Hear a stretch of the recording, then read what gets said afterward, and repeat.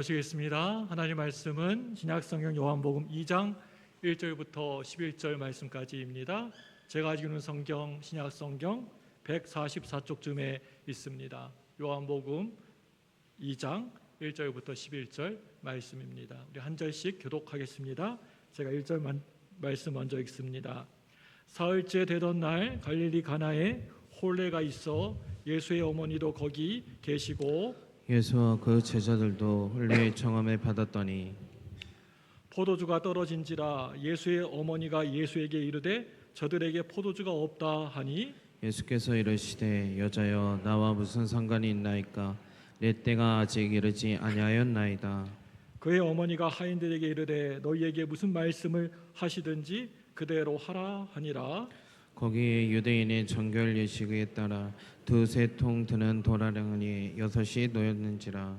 예수께서 그들에게 이르시되 항아리에 물을 채우라 하신즉 아기까지 채우니 이제는 떠서 연회장에게 갖다 주라 하심에 갖다 주었더니 연회장은 물로 된 포도주를 맛보고도 어디서 났는지 알지 못하되 물도온 하인들은 알더라. 연회장의 신랑을 불러 말하되 사람마다 먼저 좋은 포도주를 내고 취한 후에 낮은 것을 내거든 그대는 지금까지 좋은 포도주를 두었도다 하니라. 같이 읽습니다.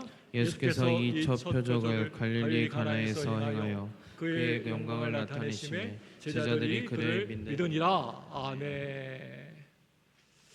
할렐루야. 비가 오는 가운데서도 교회 나오신 여러분, 또 예배드리기 위해서 나오신 여러분을 축복합니다. 우리 옆에 분에게 얼굴을 바라보시고 눈을 바라보시기 바랍니다. 서로의 눈을 눈을 바라보시기 바랍니다. 네, 참 잘 나오셨습니다.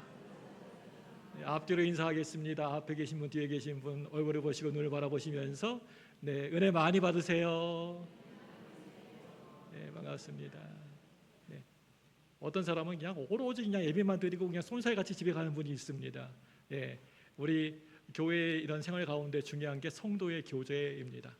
예, 함께 걷는 것, 함께 우리가 신앙생활하는 게 중요합니다. 여러분 함께 같이 가요. 네, 맞습니다. 예, 잘 나오신 여러분에게 하나님의 은혜와 축복과 사랑이 넘치시기를 축복합니다. 예, 작년인가요? 작년이었던 것 같은데요. 작년인가요? 제 아내와 함께 오래간만에 영화를 본 적이 있습니다.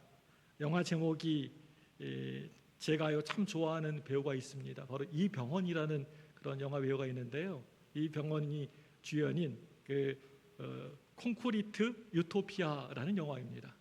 네, 콘크리트 유토피아는 대지진이 일어나서 폐허가 된 우리나라에서 유일하게 지진에 무너지지 않는 황궁 아파트에서 일어나는 일을 다룬 영화인데요. 처음에는 그런 대로 참 재미있게 본 것 같습니다. 그런데 점점 뒤로 갈수록 영화 속 인물들이 지나치게 극단적으로 나와서 너무나 좀 아쉬웠습니다. 저런 재난 영화에서는 누구나 다 극단적일 수밖에 없다고 생각할 수 있겠지만 어떻게 사람이 저렇게 인간성이 다 없어지고 악해질 수가 있을까라는 생각이 들 정도였습니다. 영화를 다 보고 나서 나오면서 앞에 딱 광고지를 보니까 제 느낌하고는 전혀 다르게 영화에 대한 평이 극찬 일색이었습니다. 실제를 압도할 스케일과 감동, 마지막 생존을 건 최후의 몸부림, 미친 연기력, 인상적인 연기, 이렇게 광고에 크게 써져 있었습니다.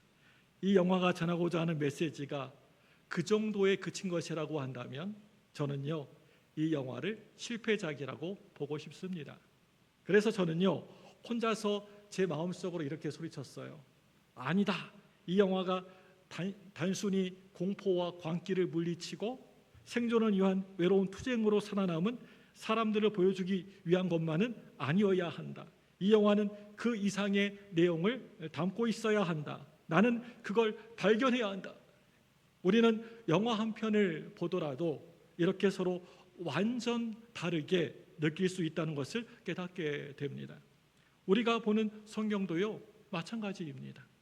제가요 처음 성경 읽었을 때 얼마나 많이 혼동스러웠는지 모릅니다. 마태복음을 읽고 나서 또 그 다음 마가복음 나오지 않습니까? 마가복음을 읽어가는데 예수님이 하셨던 행적이 또 똑같이 다시 반복이 되는 겁니다. 왜 종이도 이렇게 낭비인데 왜 똑같은 말씀을 또 하는 거지? 마가복음에서 또? 그리고 마가복음을 읽고 누가복음을 읽는데 예수님이 태어나신 탄생한 이야기가 또 다시 나오는 겁니다. 그래서 저는요, 도대체 예수님은 몇 번씩이나 태어난 거야? 라고 의문을 가진 적이 있었습니다. 예전에 저는요, 모든 성경이 역사적 순서대로, 시간적 순서대로 쓰여졌다고 그렇게 생각했습니다. 복음서 가운데에서 요한복음은 마태, 마가, 누가복음, 한마디로 공관복음하고는 많은 차이가 있는 성경입니다. 좀 더 쉽게 표현하면 공관복음은 말 그대로 공통적인 눈으로 성경을 바라보고 있지만 요한복음은 좀 다른 관점에서 성경을 보고 있다는 겁니다. 다시 말하면 공관복음은요, 건축물의 정면도, 좌측면도, 우측면도와 같이 인면도라고 할 수가 있고요. 오늘 우리가 살펴보고 있는 이 요한복음은요, 건축물을 좌우로 앞뒤로 보는 인면도가 아니고요, 위에서 내려다보는 평면도라고 할 수가 있습니다. 그래서 오늘 우리가 이 요한복음을 읽을 때 이 땅에서의 관점이 아니라 하늘에서의 관점으로 읽어 나가야 한다는 것을 여러분 명심하시기를 바랍니다. 사랑하는 여러분들, 다시 한번 말하면 요한복음에 나타난 기적들은 공관복음에서 나타난 이적들하고는 달라도 너무나 다르게 설명하고 있습니다. 요한복음은요, 늘 언제나 기적을 표적으로 설명하고 있는 것을 보게 됩니다. 마태, 마가, 누가복음에서는 이적이 이적 그 자체로 중요한 의미를 가지고 있는 반면에 요한복음에서는 이적이 또 다른 표적을 의미하고 있습니다. 쉽게 예를 들면요, 신호등이 도저히 세워질 수 없는 그런 길에 갑자기 어느 날 신호등의 빨간색 불이 짠 하고 나타났다면 공관복음서의 관점에서 이건요, 이적이라고 할 수가 있습니다. 신호등이 없는 길에 어떻게 이렇게 갑자기 신호등에 빨간색 불이 나타났을까 하고 그 자체를 기적으로 생각합니다. 그런데 갑자기 나타난 이 신호등의 빨간색 불을 보고 운전자가 달리던 차를 멈추었다면 이때의 빨간색 불은요, 바로 표적이 되는 것입니다. 이게 바로 요한복음의 관점입니다. 말씀 안에서 좀 더 구체적인 예를 하나 찾아보면요, 공관복음에 나타난 오병이어의 사건을 한번 들어보려고 합니다. 떡 5덩어리와 물고기 2마리로 5,000명이 훨씬 넘는 사람들을 먹이시고 몇 광주리가 남았습니까? 12광주리가 남았죠. 예. 이 사건을 두고 배고픈 사람을 위해서 예수님이 떡을 만들어 주셨다. 예수님은 능력이 정말 많은 분이시고 우리를 너무나 긍휼히 여겨주시고 사랑을 베푸시는 분이시다라고 그렇게 말하는 게 그게 바로 마태, 마가, 누가 공관복음서의 관점입니다. 이건요, 그냥 이적입니다. 기적입니다. 그런데 요한복음에도 이 오병이어의 사건이 똑같이 동일하게 나온다면 이걸 이해하는 관점이 달라도 너무나 다르다는 겁니다. 여러분들이 이걸 분명히 아셔야 합니다. 앞으로 제가요, 이 말씀을 가지고 한번 말씀을 전하겠지만 이 오병이어의 사건은요, 그저 단순하게 많은 사람들이 배불리 먹이시고 예수님의 능력을 보여주기 위한 기적이 아니라 예수님이 바로 우리의 생명의 떡이 되어주셨다, 생명의 떡으로 오셨다라고 하는 것을 분명히 보여주시기 위해서 나타난 이적 표적이라고 할 수가 있습니다. 요한복음에는요, 모두 7가지의 7번의 이적 사건이 나오는데요, 그런데 이 사건은 단순히 기적적 사건만이 아니라 각 기적마다 분명한 메시지를, 의미를 담고 있는 상징적 사건입니다. 그래서 많은 성경 신학자들이 말하기를 오늘 이 요한복음을 표적의 책이라고 그렇게 말을 합니다. 이 표적의 내용은 모두 하나의 초점으로 모아지게 됩니다. 바로 예수님은 과연 누구이신가에 대한 답으로 모아지게 됩니다. 요한복음에 나타난 기적 사건의 핵심은 그 사건을 통해서 지금 예수님이 누구이신가라는 사실을 알려주는 데 있다는 겁니다. 여러분, 그렇기 때문에 우리가 말씀을 볼 때 그저 단순하게 병이 나았다고 하는 그런 기적의 차원이 아니라 그 속에 계시하시고 말씀하고 계시는 하나님을 여러분 꼭 반드시 꼭 만나시기를 바랍니다. 단순하게 기적이 일어났어? 오병이어로 5천 명이 넘는 사람 먹었어? 물이 갈라졌어? 그걸로 끝나는 것이 아니라 거기에 하나님을 여러분이 보셔야 되고 만나셔야 합니다. 그냥 가지 마시고 하나님 꼭 만나고 돌아가시기를 주님의 이름으로 축복합니다. 이게 바로 요한복음의 관점입니다. 이제 오늘 말씀을 함께 살펴보도록 하겠습니다. 오늘 말씀은 요한복음에 나오는 7가지 기적 가운데 제일 먼저 등장하는 기적인데요. 보통 많은 경우는요, 제일 처음 내용은 전체적인 내용을 압축해서 표현하고 있는 것을 보게 됩니다. 그래서 처음 내용을 어떻게 시작하느냐가 글이나 강의의 성공 여부를 결정하게 되는 겁니다. 대부분 영화나 드라마나 소설책도 첫 번째 사건을 통해서 그 전체의 내용을 암시적으로 보여주고 있습니다. 저는요, 극장에 가가지고요, 영화 볼 때마다 나타나는 참 안 좋은 습관이 하나 있는데요. 그게 뭐냐면요, 극장에서 영화가 딱 시작되고 나서 정확하게 10분 정도 딱 이렇게 시간이 흐르고 지나게 되면 어김없이 막 잠이 쏟아져 가지고 한 20분에서 30분 정도는 자야지만 영화를 그런대로 끝까지 본다는 겁니다. 무슨 영화든 다 그래요. 그냥 재밌다는 영화도 그냥 꼭 한 10분 지나면 잠이 와가지고 졸립니다. 지금까지 제가 이렇게 영화를 봤지만 그렇다고 해서 영화 내용을 이해하거나 해석하는 데에는 전혀 문제가 없습니다. 다 알아요, 물어보시면요. 콘크리트 유튜버를 볼 때에도 영화 내용을 이해하는 데에는 전혀 문제가 없었습니다. 왜냐하면 처음 제가 10분을 먼저 시작되는 10분을 제가 봤기 때문입니다. 그런데 한 번은요, 길이 너무너무 막혀가지고요, 5분 정도 늦게 극장에 들어가서 영화를 본 적이 있었는데요. 저는요, 그날 놀랍게도 졸지도 자지도 않고 영화를 다 본 것 같은데 내 생각에는 끝나는 순간까지도 내용을 전혀 이해하지를 못했습니다. 왜인 줄 아세요, 여러분? 제가요, 처음에 시작되는 부분을 보지를 못했기 때문입니다. 그렇다면 우리는 오늘 말씀을 시작하기 전에 먼저 다음과 같은 질문을 해봐야 할 것 같습니다. 예수님은 왜 요한복음에 나오는 여러 이적들 가운데에서 물로 포도주를 만든 사건을 제일 먼저 앞에다가 두셨을까? 다른 기적들도 많이 있고 다른 사건들도 많을 텐데 해필이면 왜 물로 포도주를 만든 사건을 제일 앞에다가 두셨을까, 예수님이? 요한복음은 성경 가운데에서 가장 늦게 쓰여진 책이라고 합니다. 그렇기 때문에 어느 책보다도 철저하고 분명하게 기록되었을 겁니다.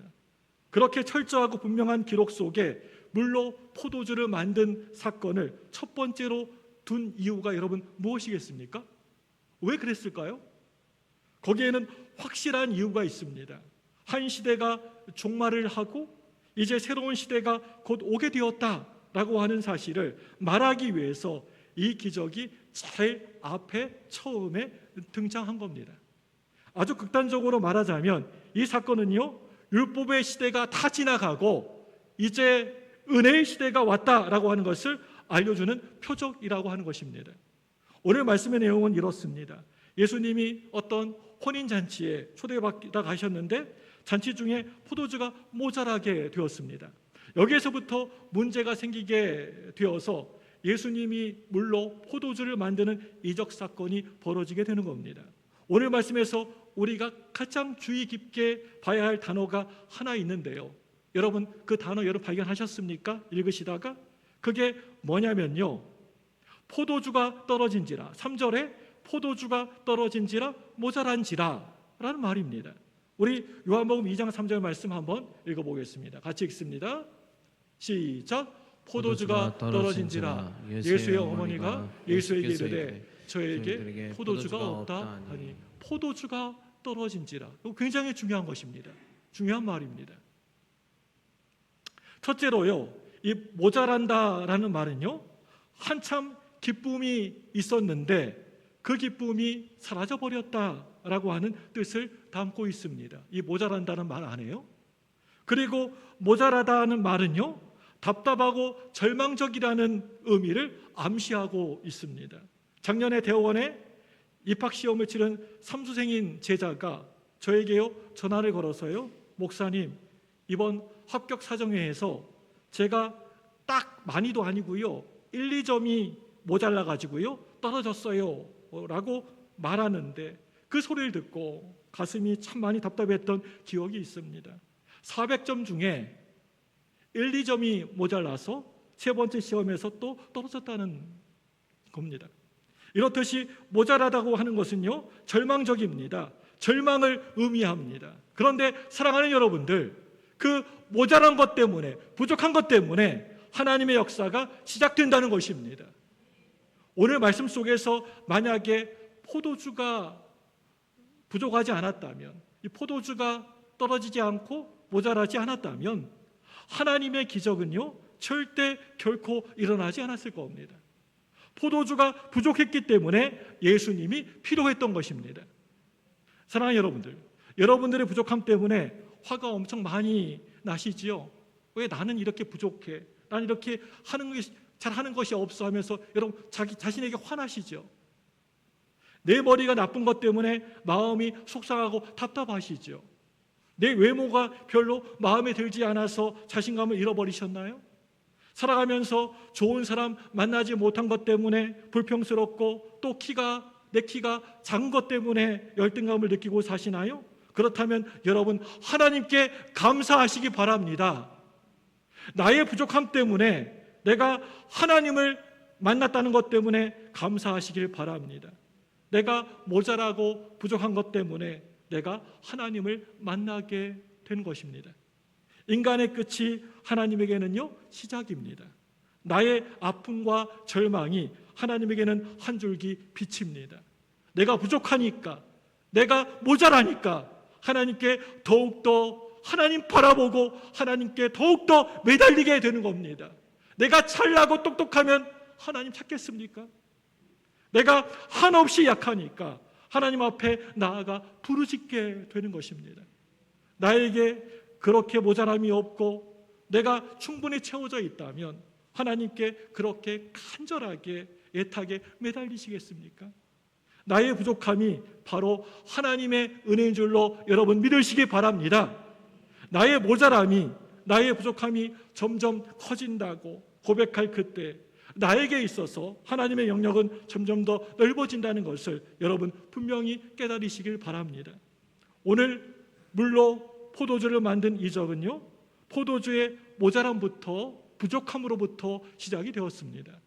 오늘 말씀을 보시면 포도주가 모자란다라고 하는 이야기를 듣고 예수님의 어머니가 예수님에게 가서 포도주가 없다라고 말하니까 예수님은 아주 차갑고 냉정한 말투로 이렇게 말씀하고 계십니다. 뭐라고 말씀하십니까? 요한복음 2장 4절 말씀 볼까요? 같이 봅니다. 2장 4절 시작.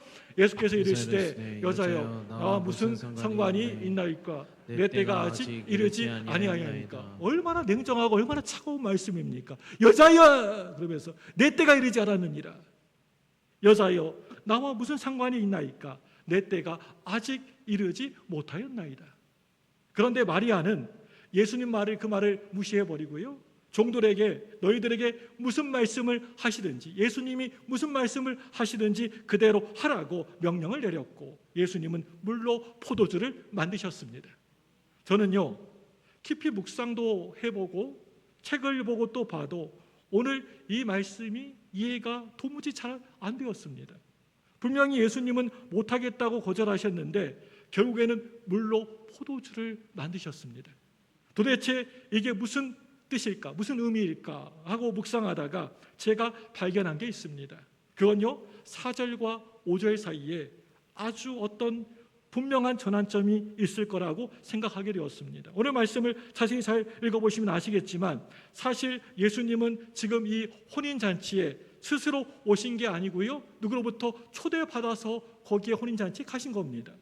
아마도 예수님의 어머니가 계셨기 때문에 왔는지도 모르겠습니다. 그런데 사건이 하나 터지고 말았습니다. 그건요, 잔치에서 가장 중요하고 기본이 되는 포도주가 뚝 하고 떨어지고 만 것입니다. 분명히 그건요, 단순한 사건이 아니고요, 진짜 아주 큰 사건이었습니다.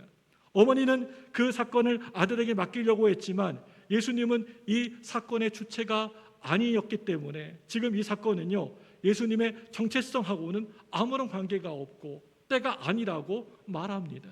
그런데 예수님은 여기에서 포도주가 모자르게 된 사건을 사건화시키고 계십니다. 사건화시킵니다. 사건화.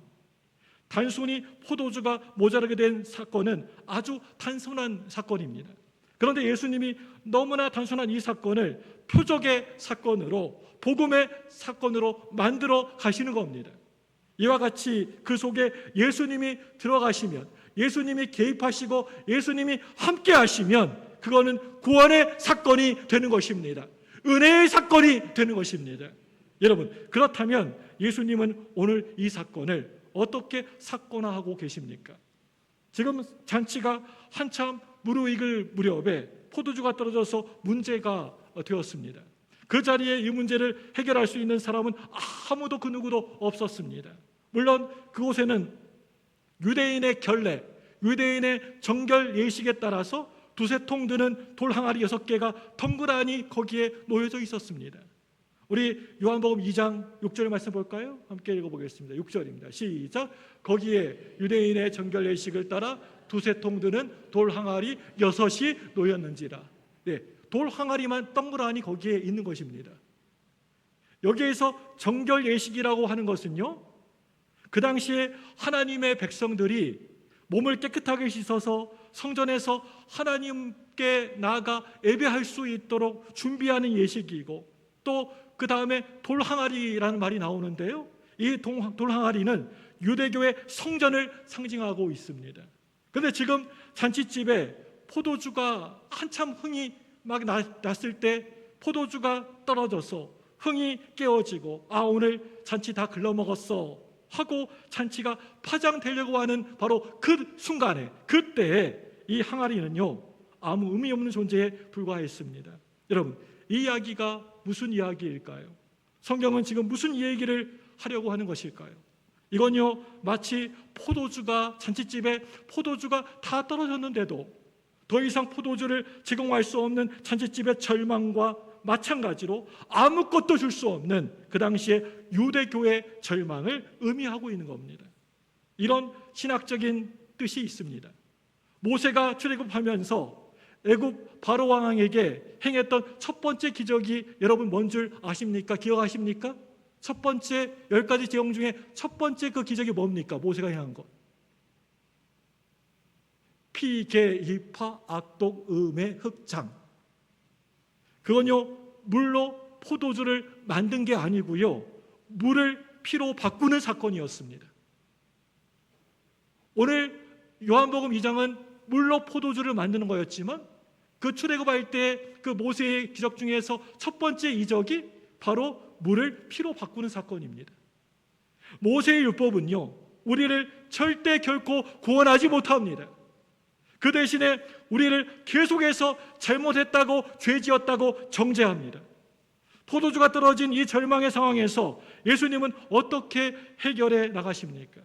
항아리에 물을 가득 채우라고, 아구까지 채우라고 말씀하십니다. 그리고 그 항아리에 있는 물을 연회장에 갖다 주라고 하십니다. 그런데 이 물이 포도주로 변하게 되었습니다. 지금 절망의 슬픔의 상황에서 예수님은 소망의 차원을 뛰어넘어서 기쁨으로 변화시켜 주시는 겁니다. 은혜가 시작되었다라고 하는 것을 알려주고 있습니다. 모자람에서 풍성함으로, 절망에서 기쁨으로의 전환이 누구에게서 일어나게 되었을까요? 바로 예수님으로 인해서 일어나게 된 것입니다. 바로 예수님을 통해서 일어나게 된 것입니다. 할렐루야! 예수님만이 우리의 그 절망과 그 슬픔을 기쁨으로 바꾸어 주실 분이신 줄로 믿습니다. 이제 우리는 나 스스로에게 이 시점에서 다시 한번 스스로 물어보셔야 합니다. 예수님은 누구신가? 물로 포도주를 만드시는 분이십니다. 우리 찬송가 96장 한번 불어보겠습니다. 예수님은 누구신가?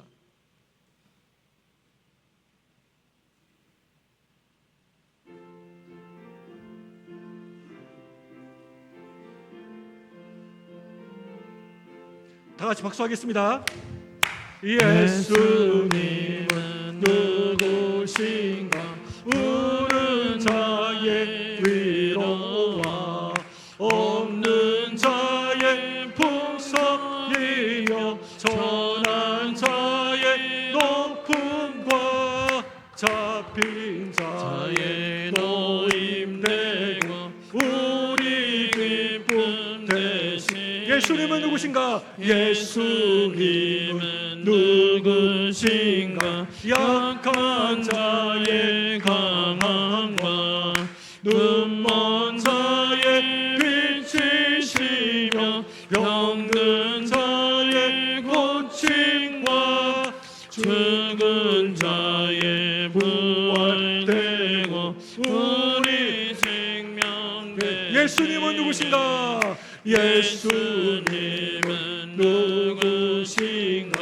추한 자의 정함과 죽을 자의 생명이며 죄인들의 축복과 멸망자의 구원되고 우리 평화 예수님은 누구신가? 예수님은 누구신가? 온 교회의 머리와 온 세상의 구주시며 모든 왕의 왕이여 심판하신 주님 되고 우리 영광 되시네. 아멘.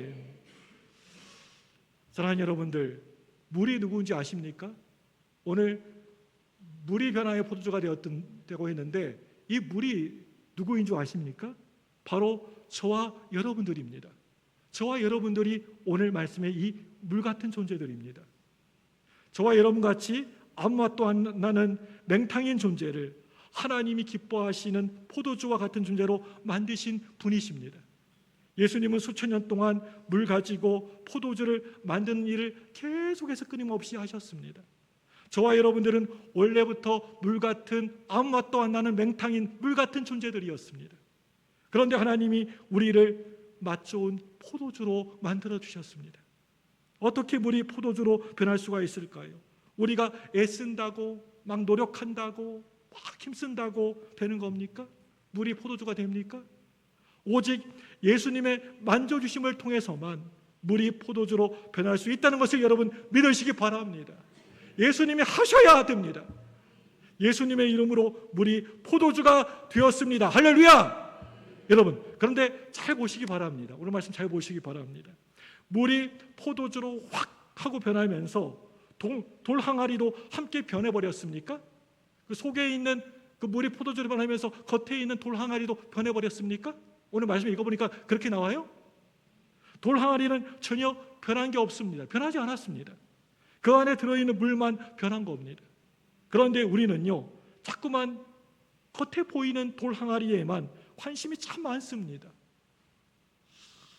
저거 어떻게, 저 어떻게 생겼나? 이거 참 그러면서 관심이 많습니다. 여러분, 돌 항아리는요, 아무리 잘 꾸민다 할지라도 그건 돌 항아리뿐입니다. 그런데 그 안에 있는 물은 포도주로 변할 수가 있습니다. 아니, 완전 변했습니다. 예수님은 어떤 분이십니까? 절대 결코 돌 항아리를 아름답게 멋지게 꾸미기 위해서 이 땅에 오신 분이 아니십니다. 예수님은요, 성형외과 의사가 아니십니다. 예수님은 절망에 깊이 빠져 살고 있는 우리를 찾아오셔서 우리에게 새로운 기쁨을 주시려고 오신 분이십니다. 그런데 우리는 말로는, 입으로는 정말 잘 내가 예수님을 믿는다, 섬긴다라고 하지만 우리 모습을 볼 때 아무것도 변한 게 없어 보입니다. 그런데 사실은요, 모든 게 다 변했습니다. 우리 눈에는 보이는 것은 아무것도 전혀 변하지 않게 보입니다.